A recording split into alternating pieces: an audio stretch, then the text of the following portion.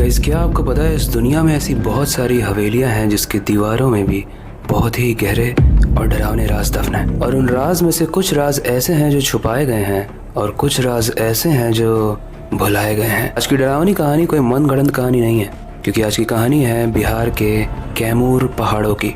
इन पहाड़ों के बीचों बीच खड़ा है एक डरावना सा किला, एक किला जिसका नाम है रोहतांगगढ़ फोर्ट। अब ये किला फेमस है ऐसा नहीं कह सकता, लेकिन ये किला इनफेमस है ऐसा जरूर कह सकते हैं, क्योंकि ये बुरी चीजों के लिए फेमस है। जब आप इसे इंटरनेट पे सर्च करोगे तो एकदम नॉर्मल सा किला दिखेगा, एकदम शानदार विशाल। लेकिन ये सजेस्टेड है कि आप बस इसे इंटरनेट पे ही देखना, क्योंकि अगर आप उसके अंदर गए तो आपके साथ वो होगा जो आपने कभी जिंदगी में भी नहीं सोचा होगा। कुछ ऐसा जो आज की कहानी के अर्जुन के साथ।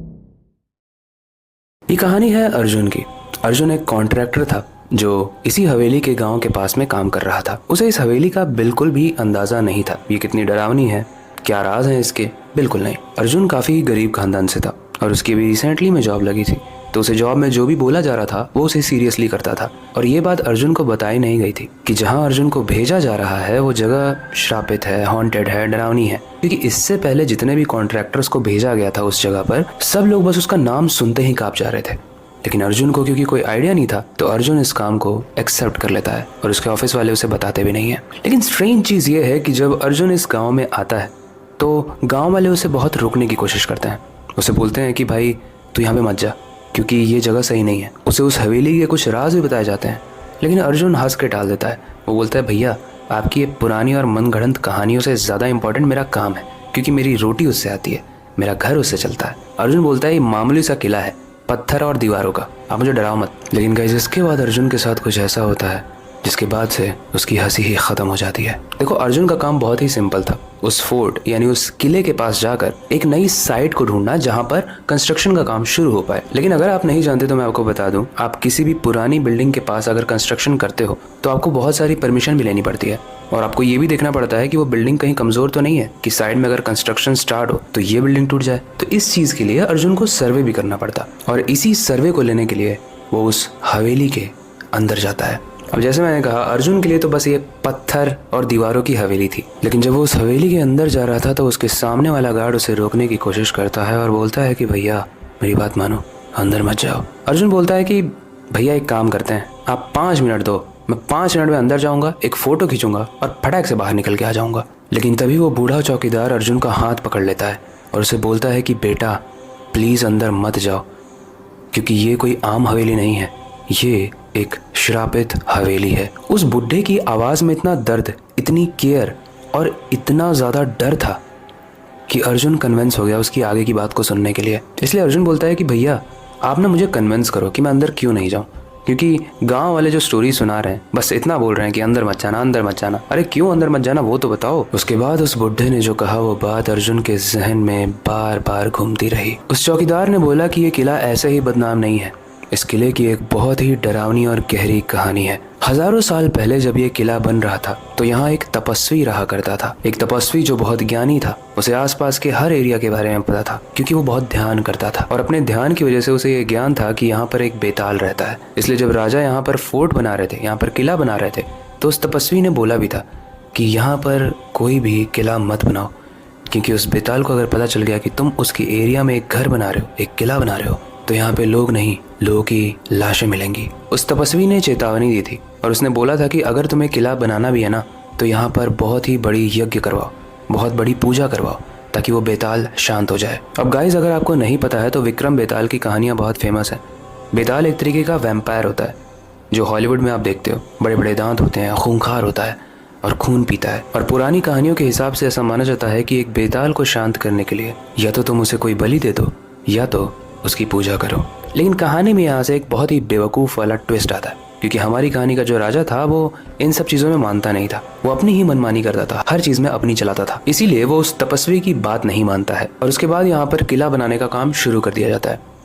शुरू के कुछ महीनों में कुछ भी नहीं होता है, तो वो राजा आकर उस तपस्वी से बोलता है, क्यों बाबा आप ये जो फालतू की बातें कर रहे थे, देख रहे हो 3 महीने हो चुके हैं, कुछ नहीं हुआ है, और अब तो किला खड़ा भी होने वाला है। वो तपस्वी बोलता है कि तुम्हें लग रहा है कि कुछ नहीं हो रहा है, लेकिन वो बेताल वेट कर रहा है, उसके अंदर बहुत पेशेंस है, और जब लोग यहाँ पर रहने लगेंगे तब देखना क्या होता है। राजा बोलता है कि हाँ देखते हैं क्या होता है, कुछ नहीं होगा, फालतू की बातें करते रहते पाखंडी बाबा, ऐसा करके वो चला जाता है। लेकिन गाइस इसके बाद आता है कहानी में एक ट्विस्ट। जब वो किला पूरी तरीके से बन जाता है तो वहाँ पर लोग रहने लगते हैं और उस किले के नीचे एक बेसमेंट भी बना होता है, एक बहुत बड़ा सा बेसमेंट यानी जमीन की नीचे वाली सुरंग।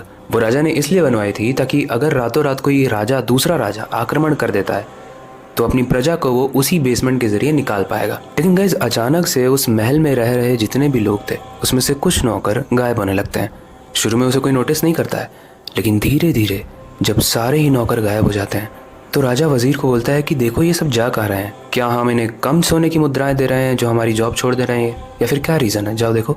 वजीर सारे ही सैनिकों को काम पे लगा देता है और एक सैनिक को बेसमेंट से बहुत गंदी बदबू आ रही होती है। लेकिन जब वो बेसमेंट के अंदर उतरता है तो वो जो देखता है उसे देखने के बाद वो थर थर कांपने लगता है। वो देखता है कि बेसमेंट में पानी नहीं बल्कि खून बह रहा है और बेसमेंट की दीवारों पर बहुत सारी लाशें रखी हुई है, लटक रही हैं लाशें, लेकिन बिना सर के, कुछ बिना पैर के, और कुछ लाशें तो ऐसी हैं जिनके अंदर से खून मानो वैक्यूम से सक कर लिया गया हो, इतने तेजी से सक किया गया हो खून को। उस सैनिक ने देखा कि सारे ही नौकरों की लाश नीचे बेसमेंट में पड़ी हुई है, लेकिन इससे भी डरावनी चीज़ उसने देखी कि बेसमेंट के बहुत आगे जहाँ जाकर अंधेरा था वहाँ से दो आंखें उसे दिख रही थी, दो चमकती आंखें जो एकदम लाल थी। सैनिक समझ गया कि ये वही बेताल है जिसके बारे में ये फोर्ट बनाने से पहले, ये किला बनाने से पहले बात की गई थी। इस बात को जाके वो वजीर को बताता है और वजीर इस बात को राजा को बताता है। राजा सोचता है कि वो उस बेताल को काबू कर लेगा, इसलिए वो अपने सारे ही सैनिकों को भेजता है। लेकिन 1 दिन हो गया, 2 दिन हो गया, 3 दिन हो गया, वहाँ से कोई भी सैनिक वापस नहीं आता है और वो बदबू पूरे महल में फैलने लगती है। इसके बाद वापस से वो तपस्वी बाबा आते हैं और वो बोलते हैं कि मुझे ऐसा प्रतीत हो रहा है, मुझे ऐसा ध्यान में आया था कि तुम्हारे महल में कुछ अनहोनी एक्टिविटीज़ हो रही हैं, कुछ गलत हो रहा है, क्या ऐसा है?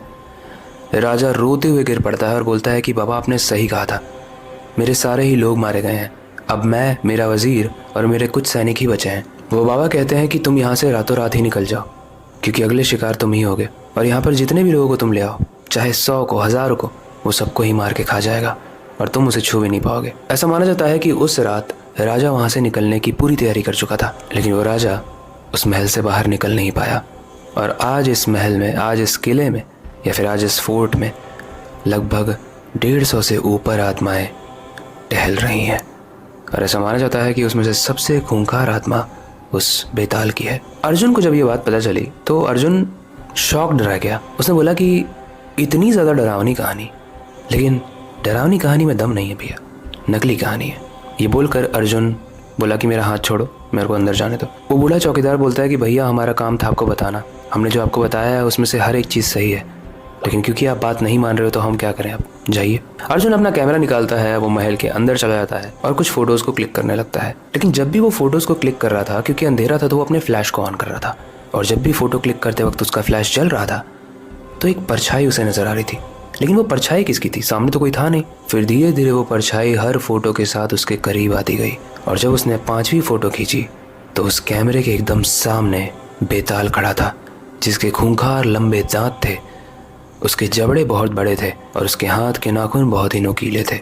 वो बस अर्जुन को मारने ही वाला होता है, तभी वो बुढ़ो अर्जुन को बाहर खींच कर ले जाता है। अर्जुन ने जो अभी सीन देखा था, उस सीन को देखने के बाद वो एकदम भौचक्का रह जाता है, वो एकदम शॉक में चला जाता है और उसके बाद वो बेहोश हो जाता है। जब उसे होश आता है तो उसके सामने वो बूढ़ा चौकीदार था।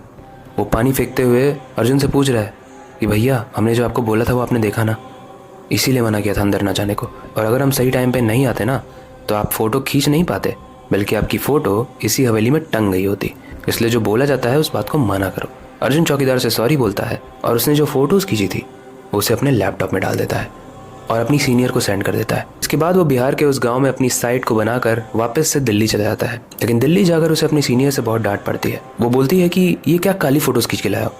अर्जुन बोलता है काली फ़ोटोज़, अरे इसमें था, कुछ तो था, दिख रहा था, मुझे लगा था कि मैं इसके बारे में आपसे बात करूँगा। लेकिन उसकी सीनियर जब उसे फ़ोटोज़ दिखाती है तो अर्जुन बहुत शॉक्ड हो जाता है, क्योंकि वो फ़ोटो एकदम काली थी, उसमें कोई भी बेताल नहीं था, उसमें कोई भी आत्मा नहीं थी। तो अब सवाल है कि ये अर्जुन का वहम था या फिर बेताल सच में होते हैं। कैसी कहानी यहीं तक थी, लेकिन आपको क्या लगता है आप हमें कमेंट सेक्शन में ज़रूर बताना। बाकी आई होप आज की कहानी हर कहानी की तरह आपको पसंद आई होगी, इंटरेस्टिंग लगी होगी और थोड़ा सा डर भी लगा होगा। लेकिन आगे आने वाली कहानी इससे भी ज़्यादा इंटरेस्टिंग है, इसलिए इस पेज को फॉलो करके आगे आने वाली वीडियोस को स्किप मत करना। फिलहाल के लिए वक्त आ चुका है इस स्टोरी को एंड करने का और नई सुपर इंटरेस्टिंग और डरावनी कहानी पर काम शुरू करने का। लेकिन जाने से पहले मैं हमेशा की तरह एक ही चीज़ करना चाहूँगा, अपनी क्यूरियोसिटी को डाय मत होने देना, नई चीज़ें सीखते रहना। अपने बेड के नीचे और खिड़की के बाहर ज़रूर देख लेना, कहीं बिना सर का बेताल तो नहीं खड़ा है। मिलते हैं अगली वीडियो में।